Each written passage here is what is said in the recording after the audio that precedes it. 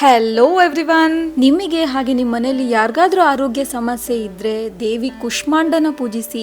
ಈ ನವರಾತ್ರಿ 4ನೇ ದಿನ ನಾವು ದೇವಿ ಕುಷ್ಮಾಂಡನ ಪೂಜಿಸ್ತೀವಿ. ಈ ದೇವಿ ಆರೋಗ್ಯನ ಕೊಟ್ಟು ಕಾಪಾಡ್ತಾಳೆ. ಹಾಗಾಗಿ ನವರಾತ್ರಿಯ 4ನೇ ದಿನ ನೀವು ಈ ದೇವಿಗೆ ಪೂಜೆನ ಸಲ್ಲಿಸಿ ತುಂಬಾನೇ ಒಳ್ಳೇದಾಗುತ್ತೆ. ಸೊ 4ನೇ ದಿನ ನೈವೇದ್ಯನ ತಡ ಮಾಡದೆ ಸ್ಟಾರ್ಟ್ ಮಾಡೋಣ. Welcome to Desi eat Desi love Desi. ಹೇಗಿದ್ದೀರಾ ಎಲ್ಲರೂ?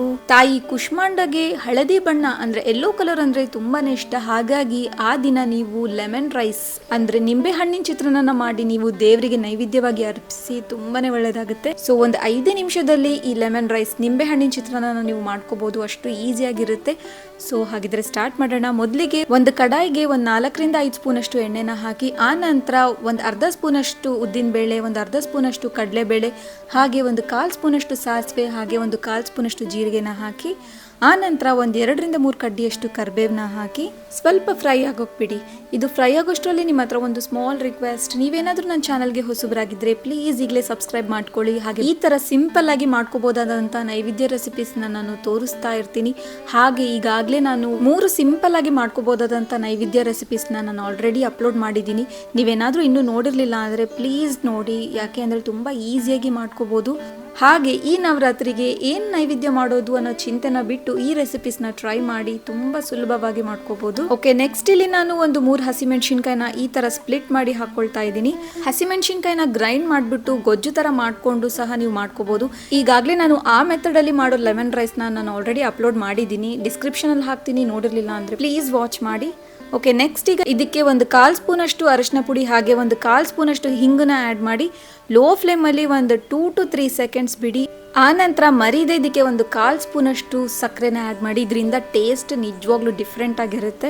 ಸೊ ಮರಿದೆ ಸಕ್ಕರೆನ ಆ್ಯಡ್ ಮಾಡಿ ಆ್ಯಂಡ್ ಫೈನಲ್ ಆಗಿ ಇದಕ್ಕೆ ರುಚಿಗೆ ತಕ್ಕಷ್ಟು ಉಪ್ಪನ್ನ ಆ್ಯಡ್ ಮಾಡ್ಕೊಳ್ಳಿ. ಸೊ ಈಗ ನಾನು ಆಗಲೇ 1 ಕಪ್ಪಷ್ಟು ರೈಸ್ನ ಮಾಡಿಟ್ಕೊಂಡಿದ್ದೀನಿ. ಈಗ ಸ್ಟವ್ನ ಆಫ್ ಮಾಡಿಬಿಟ್ಟು ಈ ರೈಸ್ನ ಇದಕ್ಕೆ ಆ್ಯಡ್ ಮಾಡ್ಕೊಳ್ಳಿ. ಸೊ ಇಲ್ಲಿ ನಾನು 1 ಕಪ್ಪಷ್ಟು ರೈಸ್ಗೆ ನಾನು 1 ಲೆಮನ್ನ ಹಾಕ್ತಾ ಇದ್ದೀನಿ. ಇದರಿಂದ ಹುಳಿ ಪರ್ಫೆಕ್ಟ್ ಆಗುತ್ತೆ. ನವರಾತ್ರಿ 4ನೇ ದಿನ ನಾವು ಕುಷ್ಮಾಂಡ ದೇವಿನ ಪೂಜಿಸ್ತೀವಿ ಅಂತ ನಾನು ಆಗಲೇ ಹೇಳಿದ್ದೀನಿ.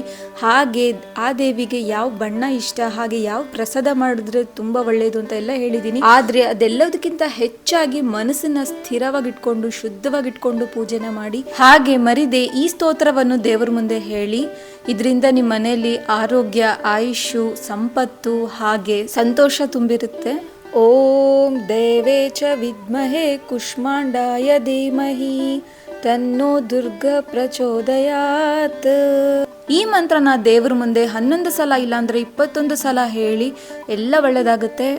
Okay, back to the recipe. Lemon ಹಾಕಿದ ನಂತರ ಫೈನಲ್ ಆಗಿ ಅದಕ್ಕೆ ಫ್ರೆಶ್ ಕೊತ್ತಂಬರಿ ಸೊಪ್ಪನ್ನ ಹಾಕಿ ಒಂದ್ಸಲ ಚೆನ್ನಾಗಿ ಮಿಕ್ಸ್ ಮಾಡ್ಕೊಳ್ಳಿ. ಮರಿದೆ ಲೆಮನ್ನ ಫೈನಲ್ ಆಗಿ ರೈಸ್ ಮೇಲೆ ಹಾಕ್ಕೊಂಡೆ ಮಿಕ್ಸ್ ಮಾಡ್ಕೊಳ್ಳಿ. ಸೊ ಅದ್ರದ್ದು ಫ್ಲೇವರ್ ಚೆನ್ನಾಗಿ ಮೇಂಟೈನ್ ಆಗುತ್ತೆ ಅಂಡ್ ಟೇಸ್ಟ್ ಸಹ ತುಂಬಾನೇ ಚೆನ್ನಾಗಾಗುತ್ತೆ. ದೇವಸ್ಥಾನದಲ್ಲಿ ಕೊಡೋ ಚಿತ್ರಾನ್ನ ಪ್ರಸಾದನ ನೀವು ತಿಂದೇ ಇರ್ತೀರಲ್ವಾ, ಟೇಸ್ಟ್ ಮಾತ್ರ ತುಂಬಾನೇ ಚೆನ್ನಾಗಿರುತ್ತೆ. ಯಾಕೆ ಅಂದ್ರೆ ರೈಸ್ ಉದುರುದ್ರಾಗಿರಲ್ಲ, ಸ್ವಲ್ಪ ಈ ತರ ಮೆತ್ತಗಿರುತ್ತೆ. ಹಾಗೆ ಒಂದು ಸೀಕ್ರೆಟ್ ಶೇರ್ ಮಾಡಬೇಕು ಅಂದ್ರೆ ಪ್ರಸಾದಕ್ಕೆ ಅಂತ ನಾವು ಏನೇ ಮಾಡಿದ್ರು ತುಂಬಾನೇ ಟೇಸ್ಟಿಯಾಗಿ ಆಗುತ್ತೆ. ರೆಗ್ಯುಲರ್ ಆಗಿ ನಾವು ಅದೇ ತರ ಮಾಡ್ಕೊಂಡ್ರು ಅಷ್ಟು ಟೇಸ್ಟ್ ಆಗಲ್ಲ. ಅಂಡ್ ದೇವರಿಗೆ ಅಂತ ನಾನು ಚಿತ್ರಾನ್ನ ಪ್ರಸಾದ ಮಾಡಿದಾಗ ಈ ತರ ಗೋಡಂಬಿನ ತುಪ್ಪದಲ್ಲಿ ಫ್ರೈ ಮಾಡ್ಕೊಂಡು ಹಾಕ್ತೀನಿ, ತುಂಬಾನೇ ಚೆನ್ನಾಗಿರುತ್ತೆ. ಟ್ರೈ ಮಾಡಿ.